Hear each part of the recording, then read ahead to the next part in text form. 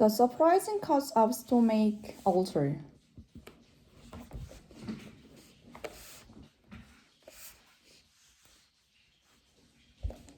In 1984, an enterprising Australian doctor named Barry Marshall decided to take a risk.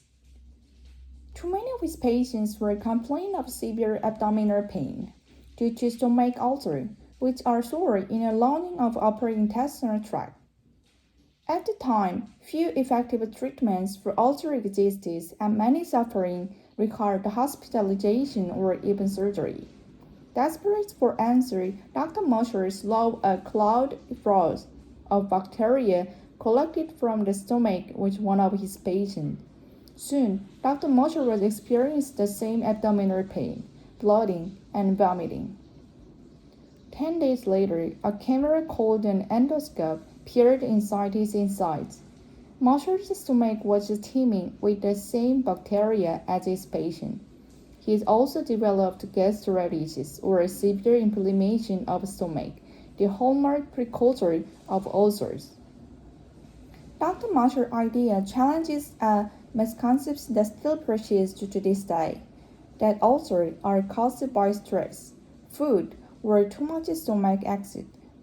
Marshall thought the culprit was bacterial infections. Initially, his idea was considered crazy by the brightest medical mind on the planet. But in 2005, he and Dr. Robin Warren received the ultimate validation when they were awarded Nobel Prize for Medicine. Our stomachs are J-shaped organs with surprisingly intricate ecosystems awash in hormones and chemicals. The stomach is under constant attacks by digestive enzymes, bile, proteins, microbes, and the stomach's own acid. In response, it produces bicarbonates, mucus, and phosphorylates called prostaglandins to maintain the integrity of its own wet lining. This liquid is constantly regulated and referred to as mucosal defect. Since the mid-1800s, doctors thought stress alone caused the most stomach ulcers. Patients were given antidepressants or a tranquilizer and told to visit health spa. This belief eventually shifted to the rigid notion of a spicy food and the stress as culprits. Yet no convincing study has ever demonstrated that emotional upset, psychological distress, or spicy food directly causes ulcer disease. By the mid-20th century, it was widely accepted that excess hydrochloric acid prompts the stomach to eat itself. Further proponents of this idea were referred to as the acid mafia. The biggest hole in this theory was that antacids only provide temporary relief. We now know that some rare ulcers are indeed caused by too much hydrochloric acid but may make up less than 1% of all cases. Dr. Marshall and Dr. Warren pinpointed a spider-shaped bacteria called Helicobacter pylori or H. pylori as the real offender.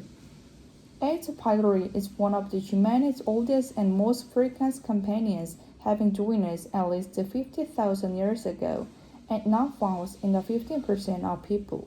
Previously, we thought the stomach was sterile on account of dispatching an acid, hostile environment.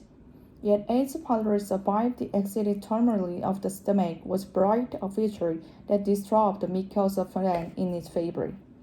For example, it produces an enzyme called the urinase, but helps protect it from the surrounding gastric acid. H. pylori can make over 1,500 proteins, many of which are dedicated to maximize its virulence.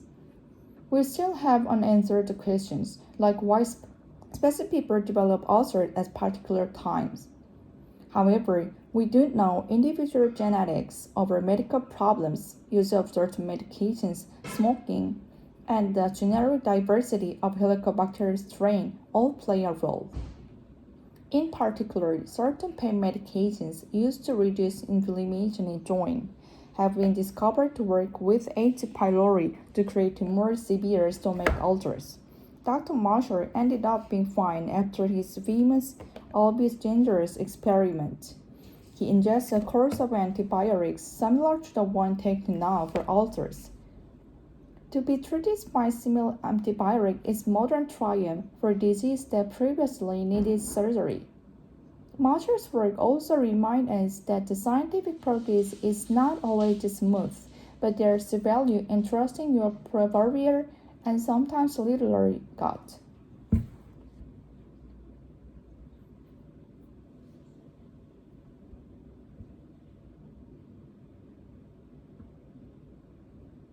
This is another video.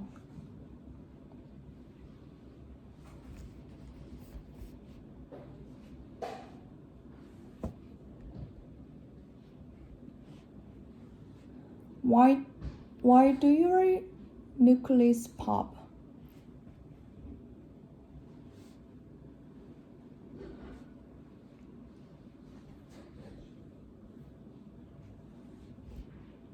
What's that sound? Depending on whom you ask, the cracker of a popping joint is either the sound of sweet relief or the noxious tone of a stomach-turning habit. Really though, what's that sound? I mean, why does bending your joint in a certain way make them pop like that? Scientists have offered several explanations, including rapidly stretching ligaments and, in severe cases, actual bones grating against each other. But the most common explanation of the why our stretched out joint sounds like bubble popping is that, well, there's bubbling there. The joint in your finger are the easiest one to crack, but many people also crack the joints between vertebrae in the neck and back, and even their hips, wrists, shoulder, and so on. All these joints are sebaceous joints, and they're the most flexible one in your body. The space between the two bones is filled with the viscous liquid, synovial fluid, which contains the long, lubricated molecules like hyaluronic acid and lubricant.